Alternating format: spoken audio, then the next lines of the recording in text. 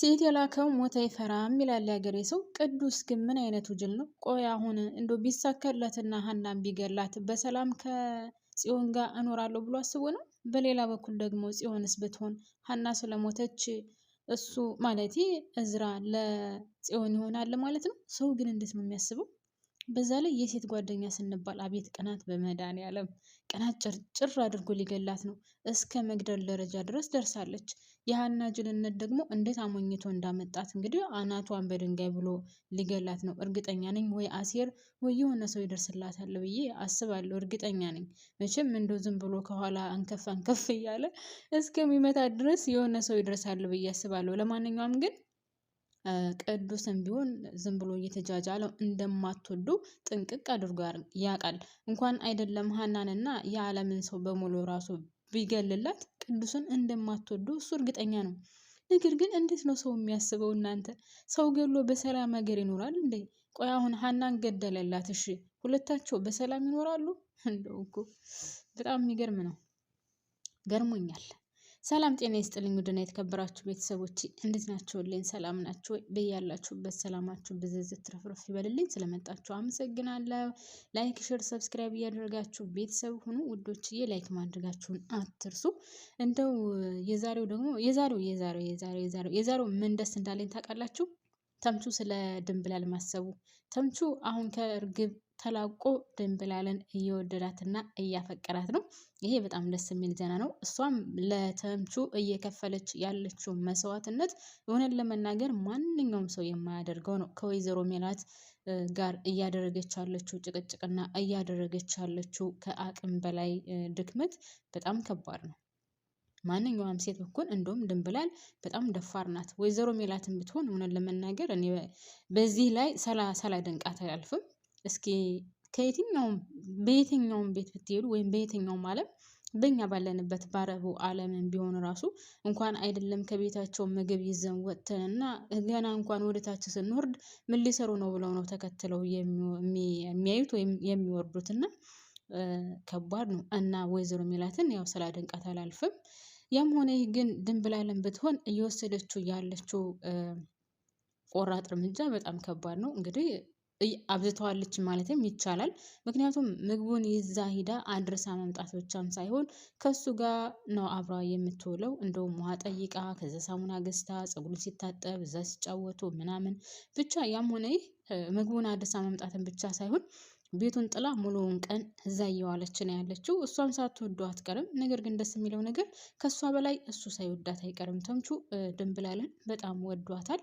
በዛ ላይ ደግሞ እንግዲህ ማንኛውም ሰው በቸገረውና ወይም ደግሞ ገንዘብ በሌለው ሰዓት የሚጎርሰው እንኳን በሌለን ሰዓት ከደረሰልን ያ ሰው እውነተኛ ወይም ትክክለኛ ሰው ነው ማለት ነው። ስለዚህ ድንብላል አሁን ይሄን ብቻ ሳይሆን በሌለው ጊዜ መድረሷን ብቻም ሳይሆን በራሷ ህይወት ራሱ ወስና ቆርጣ ችግርን ቢገጥማት ያን ችግር ለመጋፈጥ ሁሉንም ነገር ወስና ነው ይሄን ነገር እያደረገች ያለችው። እና እኔ በበኩሌ ድንብላልን በፍጹም ሳላደንቃት አላልፍም። አንድ ላይ ሆነው ጥሩ የፍቅር ህይወት ያሳልፋሉ ብዬ አስባለሁ። እንግዲህ በሌላ በኩል ወይዘሮ ሜላት እስር ቤት ሂዳ ያለ ወይዘሮ ባዩሽ እኔ የምፈልገው ወይም እስከ መጨረሻ ጥግ ድረስ የምፋለምሽ መስፍንን ፍለጋ እንጂ ያንቺን ገንዘብ ፍለጋ አይደለም ስላለቻት እንግዲህ 2 ቀን 3 ቀን ሙሉ ከክላሷ ብቻዋን ቁጭ ብላ እያሰበች ነው። ከመስፍን ጋር ምን አይነት ግንኙነት አላት? መስፍን የሚያውቀው ነገር አለ ወይ የሚለው ጭንቅላቷን አዙሯታል። እንግዲህ ሀና ያው በሁሉም ቦታ ተሰሚነት ስላላት ከእናቷ ሄዳ ምን ሆነሽ ነው? የተፈጠረ ነገር አለ ወይ? ለብቻሽ ቁጭ አልሽው? እኔ እኮ ጨንቆኝ ነው ስትላት ያስታውቅብኛል እንደምናምን ካለች በኋላ ያው ስለተፈጠረው ነገር ነግራታለች። እናም ለመስፍን ልነግረው አስቤ ነበር፣ ነገር ግን እኔ ፈራውኝ ምን እንደምለው ራሱ ግራ ገባኝ ስትላት ሀና ንገሪው ስላለቻት እንግዲህ ወይዘሮ ሜላትም ለመስፍን ልትነግረው ነው። መስፍንም የሚያውቀው ነገር የለም። ያው እሱ የሚያወቀው እሷ እንደምትወደውና እንደምታፈቅረው ያወቀው ያው እዛው እስር ቤት እያለች እንጂ ከዛ በፊት መስፍን የሚያውቀው ነገር የለም። ስለዚህ አሁን በዚህ ጉዳይ ወይዘሮ ሜላትና መስፍንስ ይስማማሉ ወይ? መስፍን አዎ እንደዚህ ብላኛለች፣ እኔንም ግን እኔ የማውቀው አሁን ከእስር ቤት ከገባች ነው ቢላት ወይዘሮ ሜላትስ የምታምነው ይመስላችኋል? ያው እኛ ሴቶች ስንባል በጣም ብዙ ጥርጣሬ እናበዛለን። እናም ደግሞ ያለ ብዙ ማለት አሁን ባዩሽ በጣም ብዙ ውጣ ውረድ እንትን ብላለች። ማለቴ እንግዲህ ካያችሁ ድራማው ከተጀመረ ጀምሮ ሜላትን ለማጥቃትና የሜላትን ውድቀት ለማየት በጣም ብዙ ነገር አድርጋለች። ስለዚህ የሆነ ነገርማ ቢኖራችሁ እንጂ ያለበለዛ ይህን ያክል ዋጋ አትከፍልም ነበር ልትለውም ትችላለች። አላቅም ብቻ ወይዘሮ ሜላትና መስፍንም የሚጨቃጨቁ ነገር ይመስለኛል ወደፊት ወይም ስትነግረው ማለት ነው። በሌላ በኩል እንግዲህ ባዩሽ ከእስር ቤት ወጥታለች። እርግብ የተገደለች መስሏት ነበር። አቶ ቃለአብ ግን ዋሽቷታል። ምክንያቱም የዛ ጊዜ እርግብ አልተያዘችም፣ የኔ ሰዎች ይዘዋታል ያላት ፍርድ ቤት እንድትወጣለት ማለት ፍርድ ቤት ሄዳ ስታወራ እንዳዘባረቀና ሌላ ነገር እንዳታወራ ከእስር ቤት እንድትወጣለት ፈልጎ እንጂ እሷን እንዳላገኟትና ድንብላለን እንዳላገኙ ማለት እርግብን እንዳላገኟት ወይም ደግሞ እንዳልገደሏት እሱ 100% እርግጠኛ ነበር። ያው ለእሷም እንደነገራት ፍርድ ቤት የሆነ ነገር ተሳስተሽ እንዳትናገሪ ብዬ እንጂ በፍጹም እኛ አላገኘናትም፣ የት እንደሄደች አናቅም ሲልም መልሶላታል። እሷም አሁን እብድ ውሻ ሆናለች። ምክንያቱም አሁን ግን እናንተ እርግብ ወደ ተደብቃ ነው እውነት ባህር ዳር ገብታ ነው? ምክንያቱም አላሳየም፣ ባህር ዳር ስገባም አልታየም፣ የት እንዳለችም ብቻ ምንም ቀንጨብ አድርገውም አላሳዩም። እኔ ግን በበኩሌ የሚመስለኝ ምናልባትም ያው ከሜሪ ብራንስታ ስለወጣች ምናልባትም ባህር ዳር ገብታ ይሆናል ብዬ አስባለሁ። ባህር ዳር ከገባች ደግሞ ያደረገችውን ነገር ወይም ወይዘሮ ባዩሽ በሷ ላይ ያደረገችባትን በጓደኛዋ በወይዘሮ ሜላት ላይ የምታደርገውን ስንት ሰው እንደገደለች ራሱ ትናገርባት ይሆናል። ሌላው ቀርቶ እንግዲህ ካስታወሳችሁ እንትና ይሄ የእርግብ ፍቅረኛ የነበረው እሱን ራሱ አስገድለዋለች። ስለዚህ ይህን ሁሉ ትናገርባታለች። ቤተሰብ ደግሞ በጣም ይጠላታል። እሷንም ልታስገድላት እንደነበር ቢያውቁ ቤተሰብ ሁሉም ሰው ይጠላታል። ህግ ብቻም ሳይሆን ቤተሰብም አያቀርቧትም ማለት ነው። ስለዚህ የእርግብ መኖር አሁን ለወይዘሮ ባዩሽ ትልቅ የራስ ምታት ሆኖባታል። ከአቶ ቃለአብ ጋርም እንግዲህ አምራ የተጣላችበትና ከሱ ጋር ስራ አለመቀጠል የፈለገችበትም ስለዋሻት ነው። እርግብ ሞታለች፣ እርግብ በህይወት የለችም ስላላት ደስተኛ ሆና ነበር። እንደውም ካያችሁ ልክ ከእስር ቤት እንደወጣች መንገድ ላይ ያለች ክንፎቿን ዘርግታ ንጹህ አየር በሰላም እየተነፈሰች ነበር። ሰው ግን እንግዲህ ያው እንደ ድራማው ታሪክ ወይም እንደ ይዘቱ ባዩሽ ወንጀለኛ ናት። ግን አንድ ሰው የኔ ያክል ማለት የሰው ህይወት ጠፍቷል በሷ ምክንያት ወይም እሷ አጥፍታለች። በዛ ላይ በወይዘሮ ሜላት ላይ ያደረገችው ነገር ቀላል አይደለም። ወንጀሏን ጠንቅቃ ታውቃለች። ግን እንዴት ነው በሰላም እንደዛ የሰላም አየር የሚተነፍሰው? ማለት ሌላውን ትታችሁት ህሌናችሁ ያኔ ውስጣቸው ህሌናቸው ማለት እንትን አይላችሁም? አያማችሁም? አይጨቀጭቃቸውም? የሆነ ነገር ለምን የሆነ ለምን እንደዚህ ያደረኩ ምናምን አላቅም። ማለት ምን ያክል ደስተኛ ሆና ንጹህ አየር ስትስብ ምናምን እንኳን በጣም የሚደንቅ ነው። ላይክ ምንም እንዳላደረገ ሰው ወይም ደግሞ ምንም እንዳልፈጸመ ሰው ሁና ነው እንደዛ ስትሆን የነበረው። እኔ ስለገረመኝ ነው። ያው እንደዚህ አይነት ሰው ይኖራል በሚለው ስለሆነ የሚሰሩት።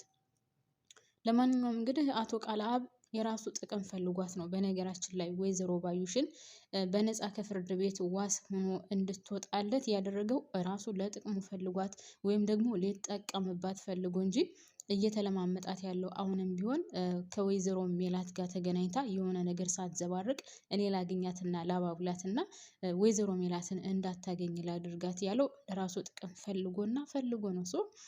ወይዘሮ ባዩሽን እንደምንም ብሎ አናግሯታል። ከእስር ቤት ስትወጣ እንግዲህ ወይዘሮ ባዩሽ ወደ ባሏ ነው ቀጥታ እንግዲህ የሄደችው። ይደበድበኛል ለቻለው ቡጤን ልቅመስ የት ከርመሽ ነው ይለኛል እያለች ነበር። በዚህ ግን አሳዘነችኝ። ታውቃላችሁ ህይወት እንደዚህ ናት። ክፉ እየሆንን በመጣን ቁጥር ደግሞ ይባስ ሲኦል እየሆነች ትመጣለች እንጂ መቼውንም አትቃናልንም። ህይወቷ እንግዲህ ከጀምሩ ጀምሮ በሜላት ስለምትቀናና በሜላት መጥፎ ነገር ስለምታስብ ሁሌም የእሷ ህይወት ደግሞ ሲኦል ነው። ሜላትን እንደምታዩት ያው የቤተሰቡ ጉዳይ መስቀልቅሉን ቢወጣ በገንዘብ በኩል እግዚአብሔር ይመስገን በጣም ሚሊዮነር ናትኝ ማለት ነው። ወይዘሮ ባዩሽ ግን ከጀመረች ጀምሮ ነገር እያጠነጠነች እና ነገር እየበላች ምንም የተስተካከለ ህይወት የላትም። ህይወት ብቻም ሳይሆን ባልየው በወጣች በገባች ቁጥር በቡጢም በሉት በጥፊ እያጣፋት ወይም በቦክስ እየነረታት ነው ያለችው። እሱ ምንም አይነት የተሻሻለ ህይወት የላትም። ከአሁን በኋላ ራሱ ምን እንደምትፈልግ ግራ የሚያጋባ ነው። ምክንያቱም አንድ ሰው ከዚህ እድሜ ከደረሰ በኋላ ተንኮሉ ከዚህ እድሜ ከደረሰ በኋላ ከአሁን በኋላ ያለው ህይወቴ ይስተካከላል ብሎ አሁንም በድጋሚ ስለ ሰው ተንኮልና ስለ ሰው ሸር ማሰቡ ምን ያክል ወሳኝ ነው። እንግዲህ በወይዘሮ ባዩሽ የምናየው ይሆናል ማለት ነው። አቶ ቃለአብም እንግዲህ እንደምንም ብሎ ወይዘሮ ባዩሽን አሳምኗታል። እርግብን እንደምንም ብዬ አግኝቼ እገላታለሁ፣ ያንቺ ብቻም ሳትሆን የኔም ስጋቴ ናት፣ ስለዚህ እኔም እገላታለሁ ብሎ እንግዲህ ቃል ገብቶላታል። በዚህ ተስማምታለች። እሱ ብቻም ሳይሆን ለዛ ወጠምሻ ጎረምሳዋም ደውላለታለች። ማንን አግኝቶ እንድገልላት ወይም ደግሞ ማንን እንዳስወግድላት ፈልጋ እንደሆነ ባላቅም ብቻ ግን ደውላ ጥሩ ስራ አግኝቼልሃለሁ፣ ለአንተ የሚሆን ስራ ተገኝቶልሃል እያለችው ነበር። ምናልባትም እርግብን እንዲከታተልላት ይሆን? ከአቶ ቃለአብ ጋር ያላትን ግንኙነት ብዙም አላመነችው። በነገራችን ላይ የሆነ ነገር ፈልጎ እንደዛ እንደሚለማመጣት እና የሆነ ነገር ከሷ ፈልጎ እንደዛ እንደሚሆን ወይዘሮ ባዩሽ ገብቷታል። ምክንያቱም ስለ እርግብ ጉዳይ ሳይነግራት እንድትወጣ አድርጓል። ስለዚህ በዚህ ደግሞ በጣም ተናዳበታለች። በዚህ በጣም ስለተናደደችበት የሆነ ነገር እንደፈለገ ከሷ ገብቷታል ማለት ነው። ሲቀጥል አንተ ምን አባት አመጣለህ? እንኳን አንተ አይደለህም እና ሜላት ራሱ አላሸነፈችኝም። ስለዚህ የምታመጣውን አያለሁኝ፣ አብረን የምናይ ይሆናል። ነገር ግን አንተ መቼውንም ቢሆን አታሸንፈኝም፣ አታታልለኝም ስትል ነበር። እናም አቶ ቃለአብ እንግዲህ ሌላ ምንም ችግር የለበትም። በነገራችን ላይ በቃ ተበለጥኩ ነው እሱም። ለነገሩ ሁለታቸውም አንድ አይነት ሂደት ነው የሚሄዱት። ወይዘሮ ሜላትም ተበለጥኩ፣ ወይዘሮ ባዩሽም በለጠችኝ ቀማችኝ ነው። አቶ ቃለአብም እንደዛው ነው፣ በለጠችኝ ቀማችኝ፣ የእሷ ድርጅት ደህና እየሄደ ነው፣ የኔ ድርጅት ደግሞ እየከሰረ ነው በሚለው ነው። እናንተ ወንድ ልጅም እንደዚህ ይቀናል? ሴት ልጅ ናት በእንደዚህ አይነት ነገር በብዛት የምትታየው ሴት ናት እንጂ ወንድ ልጅ እንደዚህ ቀንቶ እሷ በለጠችኝ የእሷ ውድቀት ፈልጋለሁ ምናምን ወንዶች ብዙ ጊዜ አይታይባቸውም። እና የዚህ ደግሞ እየተለየ ነው። ገርሞኝ ነው። በስተርጅና ድቁና ይላል ያገሬ ሰው። ለማንኛውም የእሱ ልጅ አሁን አቶ ቃለአብ ልጅህ እዝራ ሀናን እንደወደደ ብታቅስ ምን ትል ይሆን? አይ ቃለአብ እንደው ሀናን ብቻ ግን ፈጣሪ ይጠብቃት። እውነት በጣም ነው ያሳዘነችኝ። መልካምነቷና የዋህነቷ ገና ብዙ ነገር ያስከፍላታል። ለማንኛውም ቅዱስ እንግዲህ ሀናን ለመግደል እየሞከረ ነው። ለጊዜው አሁን አላሳዩንም። ምናልባትም በሚቀጥለው ወይም ትመታለች ወይም ደግሞ የሆነ ሰው ደርሶ ያድናታል ብዬ አስባለሁ። ግን መመታት የለባትም። እኔ በበኩሌ ሀና መመታት አለባት ብዬ በፍጹም አላስብም። ምክንያቱም ሀና በእዝራና በእሷ መካከል ሀና ጥፋተኛ አይደለችም። ቀምታትም አይደለም፣ እሱ ራሱ ፈልጎ ነው ወደ ሀና የሄደው። ጽዮን አንቺን አልወድሽም አላፈቅርሽም ከማለት በላይ ምን እንድላት ፈልጋ እንደሆነ ባላቅም ጽዮን በጣም ነው ያበዛችው ነው ለመናገር። ሰው ከባድ ነው እናንተ።